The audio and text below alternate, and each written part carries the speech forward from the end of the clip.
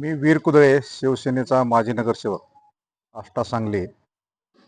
आष्ट्यामध्ये परवा झालेली नगरपालिका निवडणूक मी लढवली.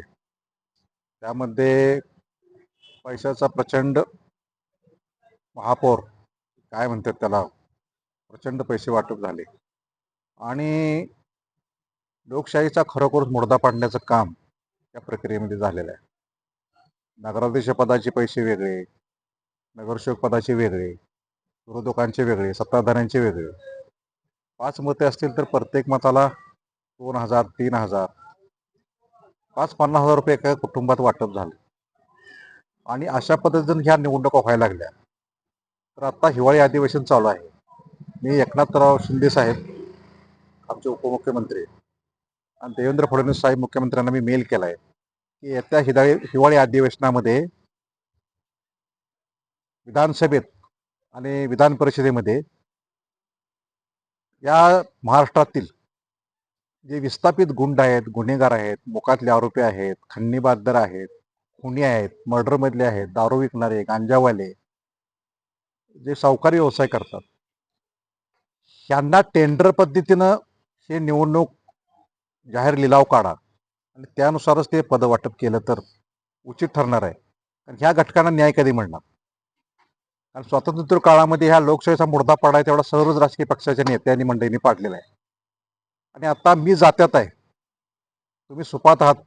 नगरसेवक पदाचे, महापौर पदाची, महापालिकेचे, जेडपीची निवडणूक लढणारी मंडळी आहेत, ते सुपात आहेत. व्हाईट कॉलरवाले लोक, सुशिक्षित लोक ओरडतात 5 वर्षे प्रशासन काम करत नाही, लढत नाही, प्रशासन नगरसेवक काम करत नाहीत, आणि ऐन निवडणुकीच्या वेळी ही मंडळी ट्रिपला जातात.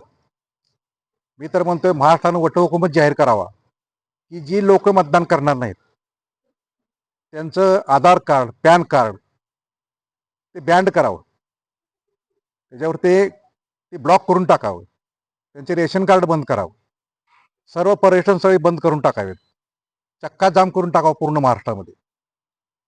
सगळीकडं रस्त्यावरती एकही माणूस दिसता कामा नये. संचारबंदी जाहीर करावी आणि सर्व माणसं, सर्व नागरिक कसे मतदानाला बाहेर पडतील यासाठी एक वटहुकूमत जाहीर करावा. लोकशाही वगैरे हे सगळे वाट लावायचे, जे खिंडार पाडायचं काम सर्वच राजकीय पक्षाच्या नेत्यांनी केलेलं आहे.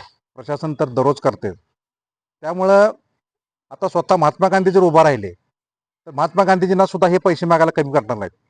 इतकी निर्डाळलेले गुन्हेगारासारखे काही मंडळी झालेली आहेत. सर्वच मतदार असे नाहीत. अनेक मतदारांच्या डोक्यात आहे की निवडणूक आल्या की पैसे मिळण्याची ही संधी आहे, हे सीझन आहे. आणि त्यामुळं आता ही लोकशाही वगैरे, भारत माता की जय, हे सगळं प्रजासत्ताक दिन, तुम्हाला सांगतो हे स्वातंत्र्य दिन, हे जिलेबाचे स्टॉल लागले गावागावात, त्यावेळी कळतं की आज काहीतरी तिरंग्याचा उत्सव आहे. काही देणं नाही देशप्रेमाशिवाय. या देशावर हिरवा फडकला काय, भगवा फडकला काय, तिरंगा फडकला काय? लोकशाहीला मुठमाती देण्याचं काम इथली जनता इमानत बरी करते. प्रत्यक्ष छत्रपती शिवाजी महाराज जरी इथं उभा राहिले, अण्णा हजारे जर उभा राहिले, तरी सुद्धा काही फरक पडणार नाही. त्यांना सुद्धा ही मुडदार लोक पैसे मागतील, दारू मागतील, मटण मागतील आणि आपल्या मताची लिलावादरी करतील, लिलावच काढतील. त्यामुळं विधानसभेमध्ये आणि विधान परिषदेमध्ये आता सभागृह इथं चालू आहे.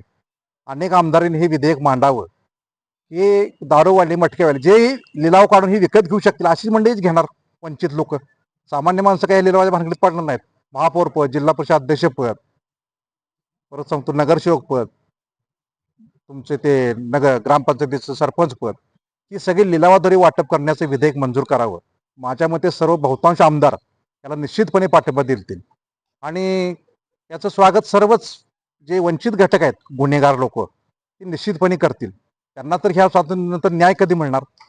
त्यांना सुद्धा हा न्याय मिळाला पाहिजे, ही माझी भूमिका आहे. येस.